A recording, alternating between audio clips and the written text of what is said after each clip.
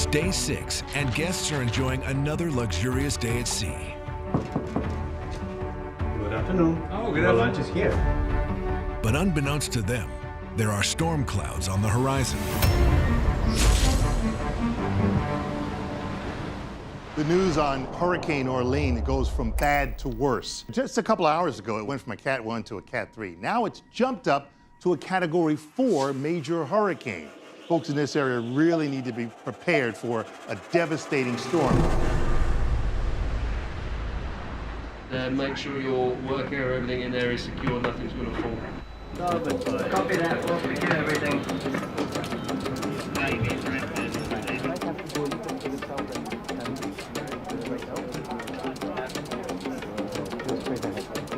We have been following the evolution of the hurricane, and it's definitely getting bigger and stronger. We don't want to go near it. No matter how much the hurricane may build, we will want to stay well clear.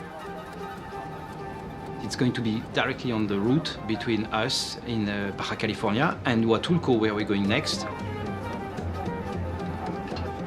I like responsibilities. I like taking decisions, and I like to be in charge. So being the captain, you are at my level, I'm in charge of the 400 souls that we have on board. Thank you, Captain.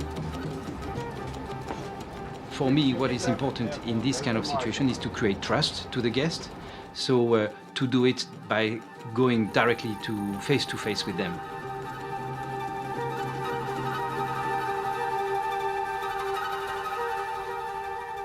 We are not robots.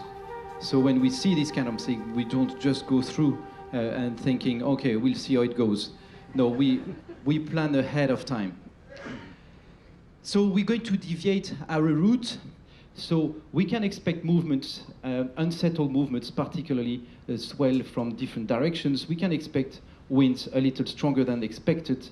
So I want you to be cautious, avoid going outside on the outside decks. The team here will be preparing everything, and we're going to secure the ship, and just be careful tonight until tomorrow afternoon. And then you can go back home and say, yeah, I went through a hurricane, and I was fine. I'm just securing the glass bottles for the products, so make sure that they don't fall and break. I would say some of the jars is about $200 plus. Category 4 hurricanes have the ability to cause catastrophic damage. And on a ship, any loose objects must be stowed away. These weigh over 1,000 pounds each and can cause some serious damage to the engines, to themselves, to the chase boat. So a lot can happen if there's any movement going on. If you can just do a double check with the Zodiacs, because it's supposed to be a pretty big one. Nakayo, quite a big storm coming. We need to make sure everything's secured. I want that secured. I want this secured. Put the plastic ram here, okay? Quite a strong one. Check me the knife lockers. Take the trays away from the top. This is not good, yeah? I want everything lowered and nothing on top of each other. So when a wave comes, we don't have any injuries, okay? Protect my house. To deck 9, we're going. Secure some suites. Bottle service. Just now we had an announcement from the captain that we're gonna be close to the pass by the hurricane. So just need to make sure that everything is in, cushions and glassware as well. It's gonna be a little bit wavy and bumpy.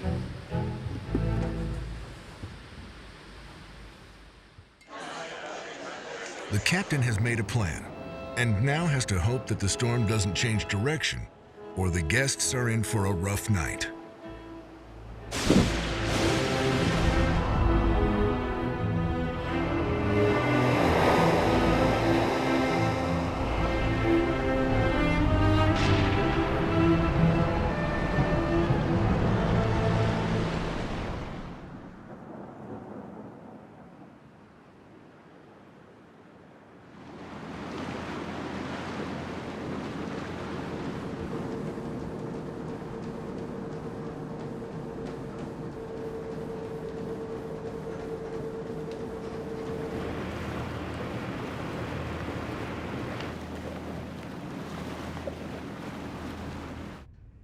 Basically 200 kilometers north. We're on time. We're on time.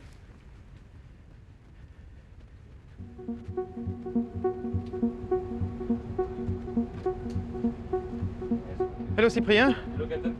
Is everything good? Yeah. Basically, I've been monitoring all night the evolution of the hurricane. I took the update at 10 p.m. midnight and then at 4. Under the captain's guidance, we dropped south, and that meant that we stayed over to the west of the hurricane as the storm progressed to the northeast. We had better sea conditions than what we'd potentially anticipated, so yeah, it's been a fairly comfortable night on board.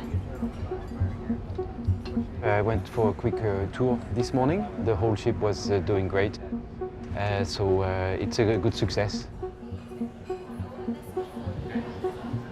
Guest Relations Manager Christian wants to do something extra special for the guests on their final night in Mexico. Amy, Yeah. do you have a minute here, please? Yeah. Tomorrow, Huatulco Yes. is our last call in Mexico. Yeah. I think we should have a fiesta. Fiesta. Okay. Fiesta thing, yes. Well, for the guests. Of course. Okay. Right. Maybe the chef will prepare some tacos, burritos, fajitas. Guacamole. I'm only coming if there's guacamole. Yeah. All right. Okay. Deal. Okay? Right. I would like you to go to the market Yeah. and get some decorations. Okay. Maybe some maracas. Just some lots of bright colours, piñatas. Mexican themes. Mexican Okay. thing, exactly. That's Okay. what I will grab Brandon, our head bartender, because we would like to have some cocktails as well. What kind of cocktail? So we can start it from margaritas. So I'm thinking Tequila. about some local tequilas. Yeah. Lovely. Looking forward to it. All right. No worries. Okay, I'm on it. thank I'm you. on it. Okay. Brandon, okay. That's the man I'm looking for. Brandon, Chris. I have an idea. Yeah? We're Let's going hear to it. have a fiesta Yeah. for our guests. Okay. I need you to come with me to Agave Plantation to get some tequilas. We can prepare some cocktail. What do you think? Agave plantation. Okay, yeah, cool. It's day 8. Scenic Eclipse is approaching the port of Huatulco, Mexico.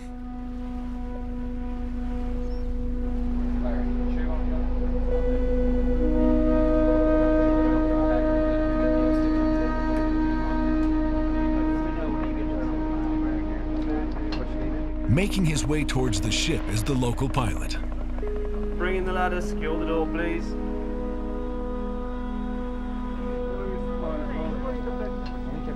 Buenos días. Buenos días, Bienvenido a bordo. Gracias. So welcome on board. Thank you, Captain. We're going to go starboard side alongside today. Ah, yes, Because we hope to use the submarine this afternoon. Yeah. So today we just arrived in Huatulco, and today is a big day because we want to be able to do night dives with our submersible Scenic Neptune. So we have to convince the authorities. We haven't had a full yes yet, so we're going to go and see the harbor master to convince him, and then also we have to see the official, the customs. We really want our Scenic Neptune to be able to dive for the first time here, doing night dives in Huatulco in Mexico. And we want to offer this to our guests, something really special. So we want to make it happen.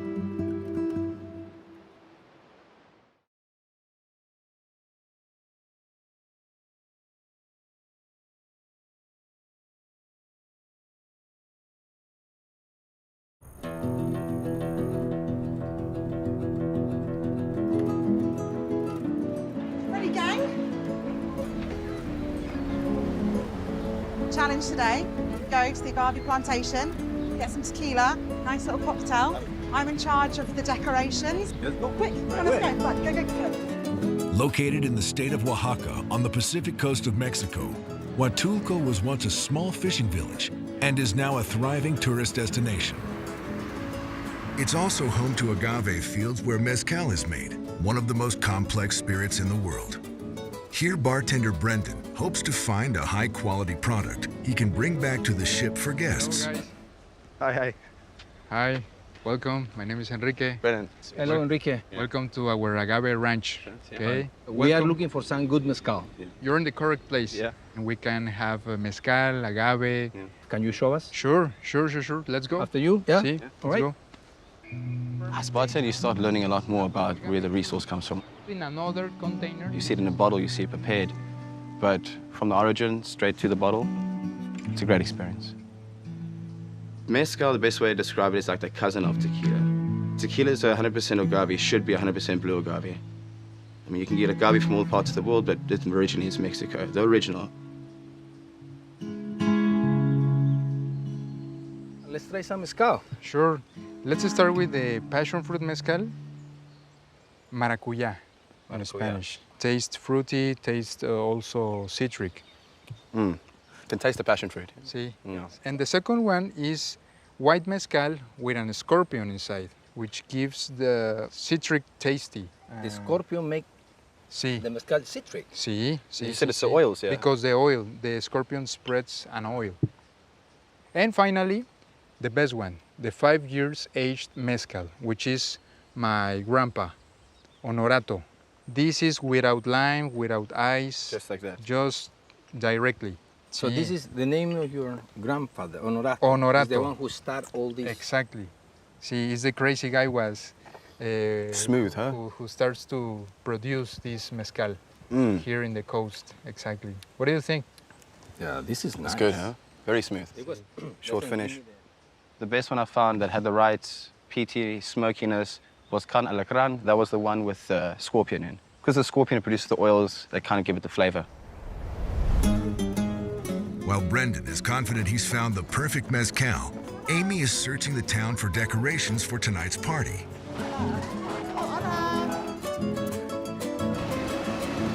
We're looking for some bright-coloured fiesta-themed decks. Okay, let's have a look. Hola.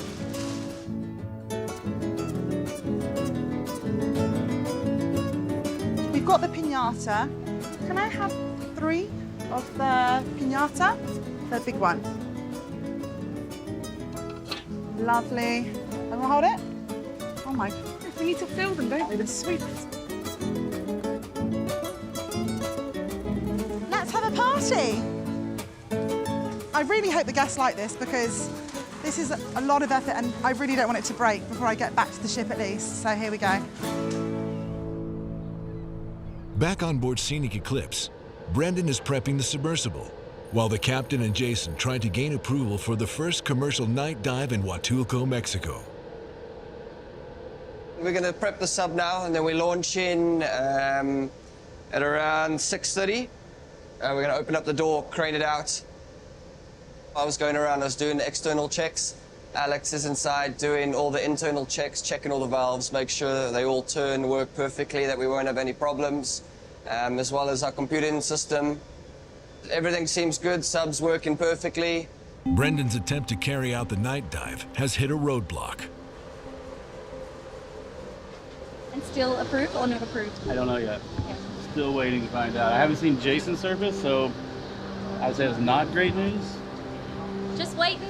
I think Jason's with the customs team at the submarine now, so hopefully we'll have some good news soon.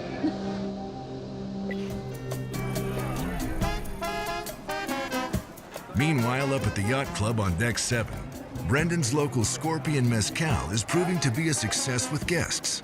What we do with the cocktail is we're going to be using lime, sugar syrup, the mezcal, and shake it, lime on the side, and we smoke it. Yeah. These are amazing. I tried it before we bought it on this plantation where they made it. Wow, you will enjoy it. But for Amy and her piñata plan, things are not so good.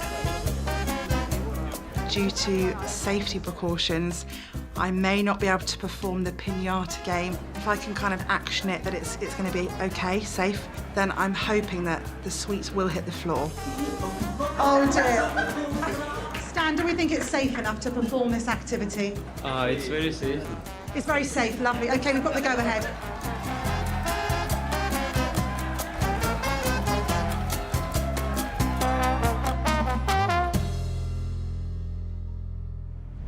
Out on the marina deck, stress levels are rising. The window to dive is quickly coming to a close. It's just like we're eating into the schedule so far, we might end up having to cancel again. Okay. Or, I mean, at the very least, pushing everything back. Where's the schedule? Yeah.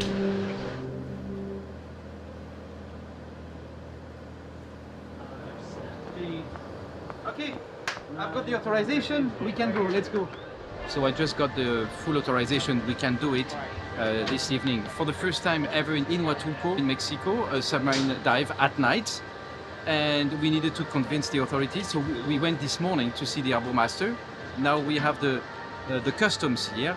They wanted to see the boat and they made us wait a little bit. So it was not an easy decision for her. So it's a very emotional moment. This is the world's first ever commercial submarine dive here by any expedition ship that we're pulling off tonight. We did it again. What you're going to see today underwater, nobody has ever seen it here. Nobody ever.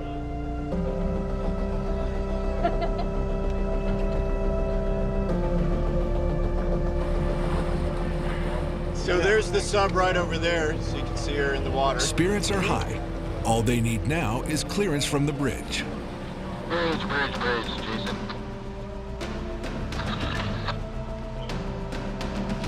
Bridge, Jason.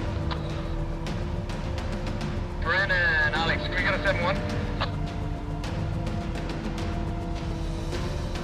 I absolutely have to get in touch with the bridge at the moment. I'm not going to be able to allow this operation to take place unless I have clear communication going on with the bridge.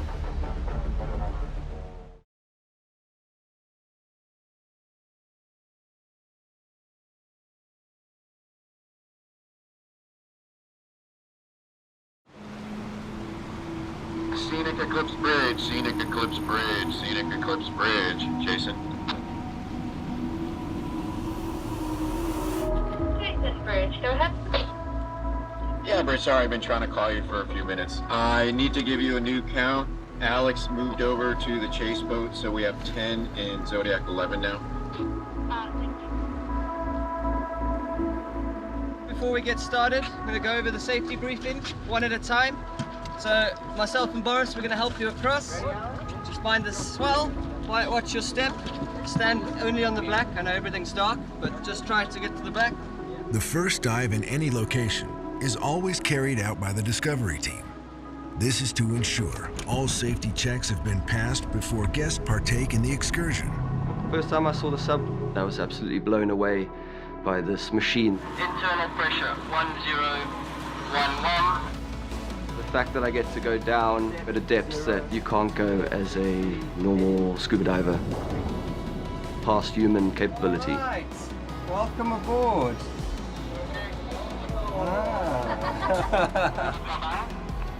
Alright guys, so a few safety things. In the middle seat we've got an oxygen self-rescuer mask that you can put on in case the pressure inside here changes. Major responsibility is those guests that come down and myself. When we're in the submarine, you know, once we close that hatch, I then become responsible for those people's lives. Big up to 90 degrees off heading. Copy that. To 90 degrees to starboard. We have loads of redundancies with the submarine, so that's why we have the surface officer. So he's actually in charge of the whole operation. Hatch is closed, locked and secure. Equalizing valve is closed. Because he's got eyes and ears with the captain. He knows what I'm doing when I'm down under. He's tracking me, we're talking constantly. Use the sonar whilst you're under. From the start position, I think he's going to submerge there. 20 decimal. You can dive when ready. Copy that, starting dive.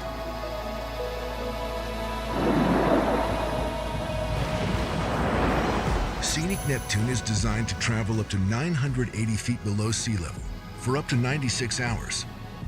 At its greatest depths, it can withstand pressure levels equivalent to 31 atmospheres. The sub's movements are controlled through an object not dissimilar to a gaming console that feeds into the computer's information system, translating the pilot's movements on the joystick to the 6 available thrusters, 4 horizontal and 2 vertical. Each thruster can be individually controlled and also isolated should one of them malfunction. The inclusion of 2 vertical thrusters on Scenic Neptune is purely for safety purposes, as the sub can operate with only 1.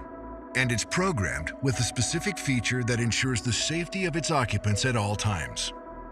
If the pilot attempts to go past 980 feet using the sub's thrusters, the computer system automatically starts adding air into 4 onboard dive tanks, becoming more buoyant and rising safely to the surface.